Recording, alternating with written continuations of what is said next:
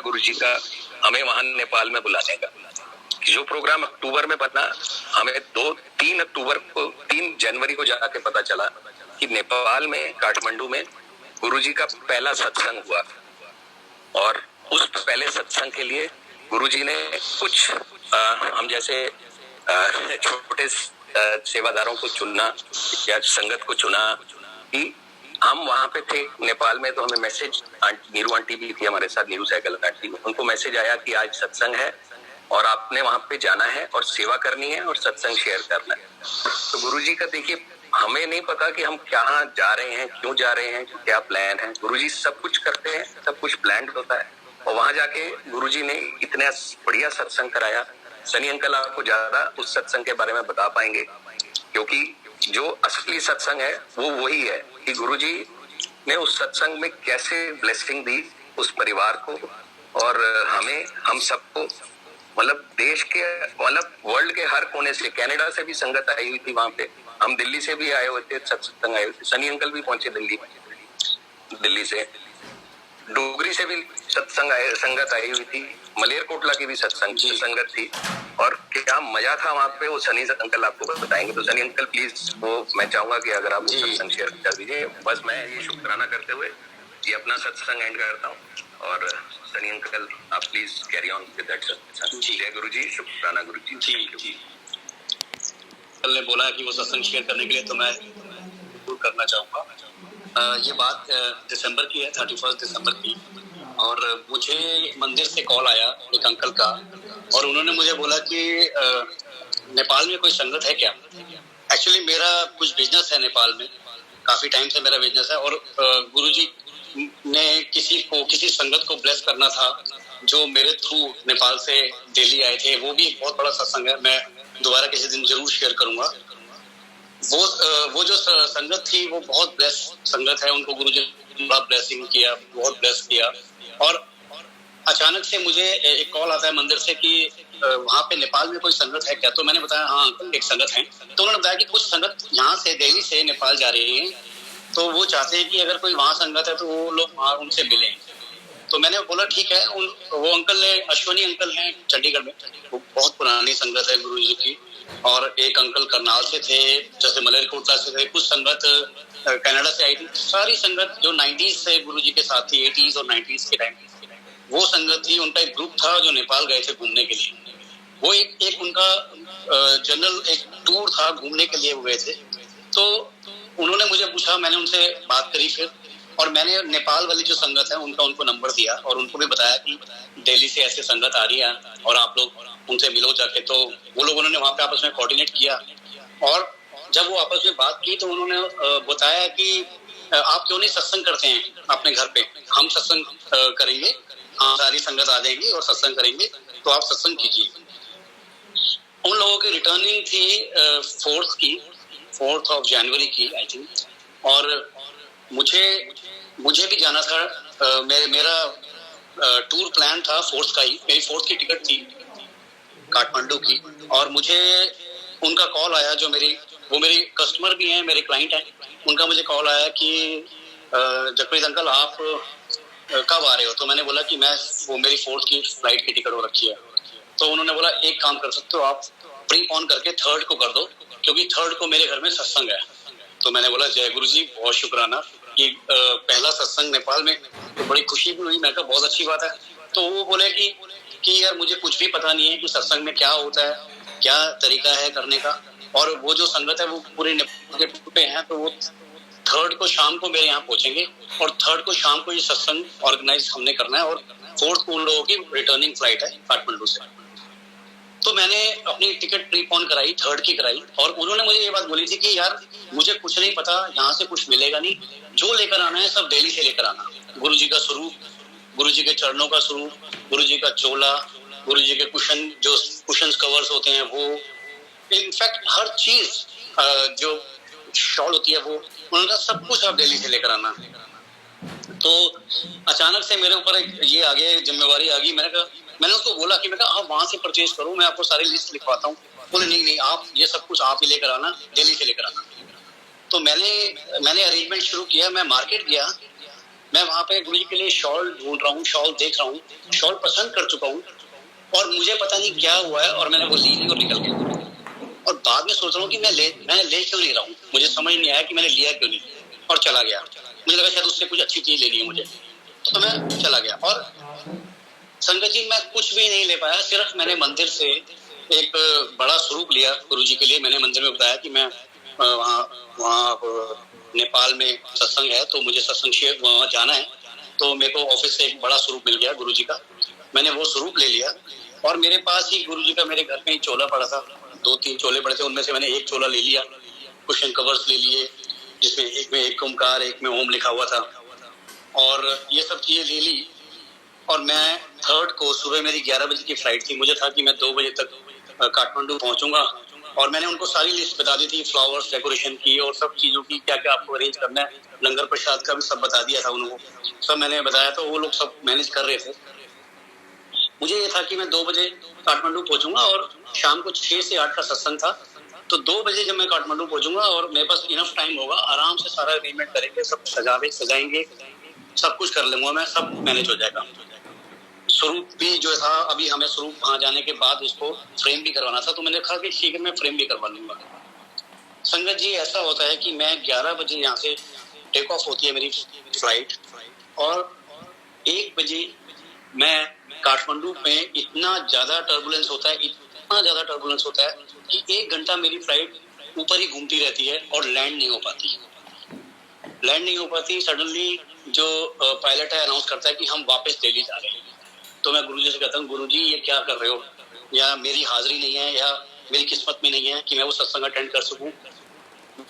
बहुत डर भी जाता हूँ क्योंकि सब कुछ मेरे पास होता है, वहाँ कुछ नहीं होता, तो मैं सोचता हूँ कि गुरुजी लगता है आपकी मर्जी नहीं है कि आज वहाँ सत्संग हो। ऐसा होता है कि 3-3:30 बजे के आसपास फ्लाइट लैंड होती है दिल्ली। जैसी फ्लाइट लैंड होती है मैं अपना फोन निकालता हूँ, फोन ऑन करके उनको कॉल करता हूँ, वो मुझसे पूछते हैं तू कहाँ पे है, मैं कहता हूँ मैं तो अभी दिल्ली एयरपोर्ट पे हूँ, वापस लैंड हो गया। क्योंकि उस दिन इतना ज्यादा टर्बुलेंस और इतनी ज्यादा जीरो विजिबिलिटी होती है काठमांडू में कि कोई भी फ्लाइट नहीं आ रही होती। जितनी भी इंटरनेशनल फ्लाइट थी या डोमेस्टिक फ्लाइट थी सारी कैंसिल हो चुकी होती है। इनफैक्ट जो संगत है, जो वो पुरानी संगत थी, उन्हें भी एक डोमेस्टिक फ्लाइट से ही काठमांडू आना होता है, बट उनकी फ्लाइट भी उनको वो कैच नहीं कर पाते क्योंकि फ्लाइट होल्ड पे होती है सारी। तो इतना स्ट्रेस में होते हैं, मुझे बोलते हैं कि कोई भी नहीं पहुंच पा रहा, तू भी नहीं पहुंच पा रहा, वो संगत भी नहीं पहुंच पा रही, कैसे होगा। मैंने सारा लंगर बना लिया है, सारे अरेंजमेंट्स कर लिए हैं, और तो ये सत्संग कैसे होगा। तो मैं उनको बोलता हूँ आप बेफिक्र रहो, मैं आपको जो बोल रहा हूँ आप बस वो काम करो। मैंने उनको बोला मैं आपको 2 लिंक भेज रहा हूँ गूगल के थ्रू, गूगल से डाउनलोड करके मैं शेयर कर रहा हूँ। आप किसी भी फोटोग्राफर के पास जाओ, किसी फोटो स्टूडियो में जाओ, वहां से ये दोनों स्वरूप डाउनलोड करवाओ और इनको फ्रेम करवाओ सबसे पहले। और मैं उनको 1-2 चोलों की मेरे पास जो मेरे मोबाइल में फोटो में थी, मैंने उनको वो भेजी। मैं कहा इस टाइप का चोला आपने 5 मीटर कपड़ा खरीदो, ये आपने खरीदना है, ये करो। और बताया कि ऐसे कुशन कवर ले लो, एक शॉल लो गुरु जी के लिए। संगत जी मैंने उनको सब कुछ कर दिया और उसी टाइम रिफ्यूल होता है फ्लाइट में और फ्लाइट दोबारा टेक ऑफ करती है।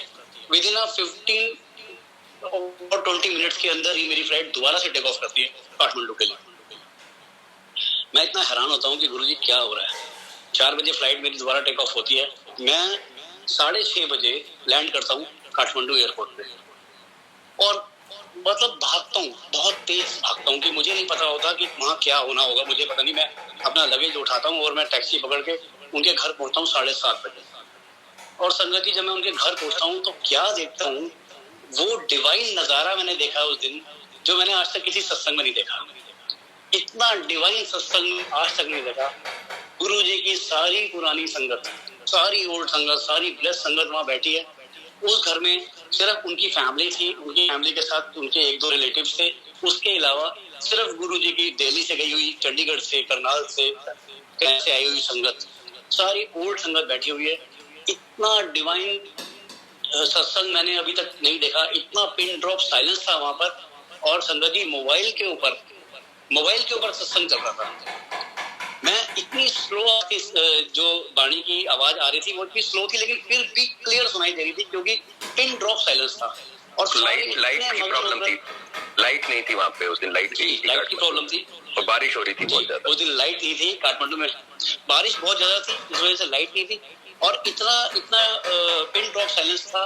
सब सारी संगत वहाँ बैठी हुई थी और मैं वहाँ पहुंचा 7:30 बजे। मैंने माथा टेका और नीलू आंटी उन्होंने हमने प्रिपरेशन शुरू करी लंगर के लिए। नीलू आंटी ने भी पूड़ियाँ तली अपने हाथों से और मैं आपको बता नहीं सकता संगत जी मैंने क्या देखा। मैंने जो स्वरूप भेजा था अंकल को उस पे गूगल से लिंक डाउनलोड करके गुरुजी का जो व्हाइट चोले का स्वरूप है जिसमें गुरुजी ने अपने गाल पे हाथ रखा हुआ है, मैंने वो स्वरूप अंकल को भेजा था। और मैंने चरणों का भी जो स्वरूप भेजा था जो बड़ा कॉमन स्वरूप है, आपको आप सब ज्यादातर चरणों का स्वरूप हम वही देखते हैं गुरुजी का, मैंने वो दोनों स्वरूप भेजे थे। वो दोनों स्वरूप वहां पर नहीं थे, वहां गुरुजी का डिफरेंट ही स्वरूप था और चरणों का स्वरूप भी डिफरेंट था। व्हाइट चोला था बट डिफरेंट स्वरूप था और चरणों का स्वरूप में भी व्हाइट चोला पहना आपने। और जो चरणों का स्वरूप था वहां पे पड़ा हुआ उसमें जो पेटल्स थे अंदर रोज पेटल्स, स्वरूप के अंदर भी पेटल्स थे और स्वरूप के बाहर भी सेम पेटल्स थे। गुरु जी के चरण ऐसे लग रहे थे कि सामने साक्षात गुरु जी बैठे हैं और वो चरण जो है वो बिल्कुल स्वरूप से बाहर आए हुए हैं। इतने डिवाइन दर्शन थे उस दिन गुरु जी के, इतने डिवाइन। और मैं जहाँ पे इतनी लेविश और इतनी हाई फाई शॉल और वो सब ढूंढ रहा था, देख रहा था, गुरु जी ने इतनी सिंपल शॉल पसंद की अपने लिए, एकदम प्लेन शॉल पश्मीने की ब्राउन कलर की शॉल पसंद करी जो उनके चोले से मैच हो रही थी। मतलब मैं इतना हैरान था, मैं कहा गुरु जी आप जब गुरु जी की मर्जी थी ये कि कुछ भी मैं दिल्ली से नहीं पहनूंगा, लाया हुआ कुछ भी नहीं मुझे चाहिए, मेरा सत्संग नेपाल में हो रहा है, सब कुछ नेपाल से खरीदा गया, A to Z चीजें गुरु जी ने नेपाल से ली। गुरु जी का स्वरूप भी उन्होंने खुद चुनवाया। जो मैंने भेजा, मैंने उसको पूछा बाद में उनको, मैं अंकल मैंने आपको स्वरूप भेजे थे कोई और, ये कैसे निकले? बोले अंकल मुझे नहीं पता, आपने जो भेजे थे मैं सीधा वहां पे गया स्टूडियो में, मैंने उसको यही लिंक दिए, मैं कहा ये लिंक है, इनको डाउनलोड करके फटाफट स्वरूप निकाल देना और ये स्वरूप निकले। मैं इतना हैरान था, मैं गुरु जी की महिमा देख के इतना हैरान था। मैं कहा गुरु जी ये क्या हो रहा है, मैं और भेज रहा हूँ और जहाँ कुछ और रहा है। यानी हमारी मर्जी कुछ भी नहीं है उस परमात्मा के सामने, वो जो मर्जी है वो सिर्फ गुरु जी की मर्जी है। और सुमित अंकल वहां थे, नीरू सहगल आंटी वहां थे, उनको भी कैसे गुरुजी ने बुलाया, कोई इनका लिंक नहीं था, इनको कुछ पता नहीं था, लेकिन क्या कोइंसिडेंस कह सकते हैं या ये गुरुजी की महिमा कह सकते हैं कि इस सारी संगत को ब्लेस करना था। और सिर्फ पुरानी संगत, मैंने इतनी सारी पुरानी संगत एक साथ इतने सत्संग में कभी नहीं देखी थी। मतलब इतना अच्छा लग रहा था, वो इतना डिवाइन सत्संग था कि मैं वो शायद मैं बखान नहीं कर सकता उसके बारे में, मैं बता भी नहीं सकता। मैंने पहली बार लाइफ में, जब हम देखते हैं बड़ा लैविश सब कुछ होता है, बड़ी लैविश डेकोरेशंस होती हैं और बड़ा हाई वॉल्यूम में चल रही होती है, बट वहां पर बड़ा सिंपल डेकोरेशन था और इतनी स्लो वॉल्यूम में मोबाइल के ऊपर बानी चल रही थी। तो इट वाज अमेजिंग, मैं उसको डिस्क्राइब भी नहीं कर सकता कि वो क्या था, वो सिर्फ गुरुजी की महिमा थी। तो बस मैं यही बताना चाहता हूँ। अगर सुमित अंकल कुछ ऐड ऑन करना चाहते हैं कुछ तो बता सकते हैं प्लीज। मैं बस यही कहना चाहूंगा कि जैसे सनी अंकल ने कहा कि इतना बढ़िया सत्संग, इतनी गुरुजी की इतनी ब्लेसिंग, और हमें 4 बजे तक, सही में 3 जनवरी को 4 बजे तक हमें नहीं पता था कि हमें गुरुजी ने सत्संग के लिए बुलाना है। और सत्संग पे वर्ल्ड के, हम इन दिल्ली में रहने वाले, हमें कहाँ काठमांडू में बुला के कहाँ ब्लेसिंग दिलवा रहे हैं। और उस घर पे पहुंचने के लिए जब हमने टैक्सी शाम को करी तो किसी को ये नहीं पता कि वो जगह कहाँ पे है, कुछ नहीं है। तो और थोड़ा सा उनको समझ भी नहीं आ रही थी, तो मैंने जस्ट अपना मैनेजर जो है वहाँ पे, होटल के मैनेजर, याद होटल के मैनेजर, उनसे पूछा कि ये जगह कहाँ पड़ेगी। तो मैंने जैसे अपना फोन खोला तो गुरुजी का स्वरूप था उस पे, और जैसे ही उसने गुरुजी का स्वरूप देखा, वो मैनेजर ने वो बोला जय गुरुजी की, आप भी गुरुजी की संगत है? मैं कहा अरे आप, कहते जी मैं दिल्ली से ही हूँ और मैं भी गुरुजी के साथ जुड़ा हुआ हूँ। तो गुरुजी का स्वरूप देख के बहुत मजा आया और मैं ये बोला कि मैं पिछले 6-7 महीने से इधर हूँ, तो मैं मंदिर नहीं जा पाया, बड़े मंदिर नहीं जा पाया, और ये वो बताने लगा वो।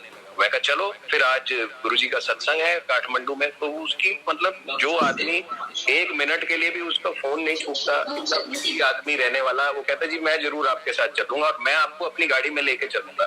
तो उसने अपनी गाड़ी करवाई होटल की, जिसमें 6-7 लोग आराम से, हम सारे के सारे लोग बैठ गए और पूरा सत्संग के टाइम वो वहां पे बैठा रहा, वो मैनेजर साहब। पूरे हमारे साथ गुरुजी की ब्लेसिंग ली उन्होंने, जिसके फोन ही गाड़ी में छोड़ाया कि मेरे फोन एक सेकंड भी बजते रहेंगे, तंग करते रहेंगे, वो फोन भी छोड़ाया। और गुरुजी ने देखो हमारे को ले जाने का साधन भी ऐसा बढ़िया काम कर दिया कि हमारे को दिक्कत ही ना आए, ना हमें वो घर ढूंढना पड़े, क्योंकि वैसे अगर हमें वो घर ढूंढना पड़ता तो बहुत मुश्किल हो जाती। पर उन्होंने ऐसा जरिया बनाया गुरुजी ने कि हम उस जगह पे पहुंचे। हमें वापस, इतनी बारिश थी, वापसी पे शायद कोई ट्रांसपोर्ट मिलता ना मिलता, गुरुजी ने हमें वापस तक लाने का और ले जाने का पूरा प्रबंध किया। और कोई तकलीफ नहीं, कोई कुछ नहीं। इससे बढ़िया सत्संग, डिवाइन सत्संग मैंने भी अपनी लाइफ में अटेंड नहीं किया। तो गुरुजी का शुक्राना। और मैं इसमें एक बात और ऐड करूंगा कि उस दिन का जो लंगर प्रसाद था, मैं उसके बारे में बता दूं आपको कि मैं ऑलमोस्ट 20 साल से नेपाल जा रहा हूँ और मैं इस फैमिली से, मतलब इनके साथ मेरे फैमिली टर्म्स हैं, मैं उनके घर पे जाके रुकता हूँ। उन लोगों ने उस दिन लंगर प्रसाद बनाया था और मैं जब लंगर प्रसाद को मैंने टेस्ट किया और मैं हैरान हो गया। मुझे ऐसे लगा था कि जैसे ये लंगर प्रसाद जो है मंदिर का लंगर प्रसाद। मैं इतना हैरान हुआ, मैंने उनसे पूछा, मैं कहा ये किसने बनाया? तो उनकी बेटी ने वो लंगर प्रसाद बनाया था। वो कहती है अंकल मैंने बनाया। तो मैं बड़ा हैरान था क्योंकि मैंने उनके घर का खाना बहुत बार खाया और कभी मैंने उनके घर में वो टेस्ट नहीं खाया था जो टेस्ट मैंने उस दिन खाया। वो इतना स्वाद लंगर प्रसाद बना था, मुझे ऐसे लग रहा था जैसे मैं बिल्कुल मंदिर में बैठ के, बड़े मंदिर में बैठ के लंगर प्रसाद कर रहा हूँ। तो गुरुजी की ब्लेसिंग्स इतनी थी उस दिन, वहां पे गुरुजी का साक्षात रूप नजर आ रहा था, साक्षात गुरुजी के चरण नजर आ रहे थे। मैं वो जो पिक्स हैं वहाँ की मैं जरूर शेयर करूंगा व्हाट्सएप ग्रुप में, तो आप सब प्लीज जरूर देखिएगा। बस मैं इतना ही कहते हुए ये सत्संग कंप्लीट करता हूँ। जय गुरु जी। शुक्राना गुरुजी।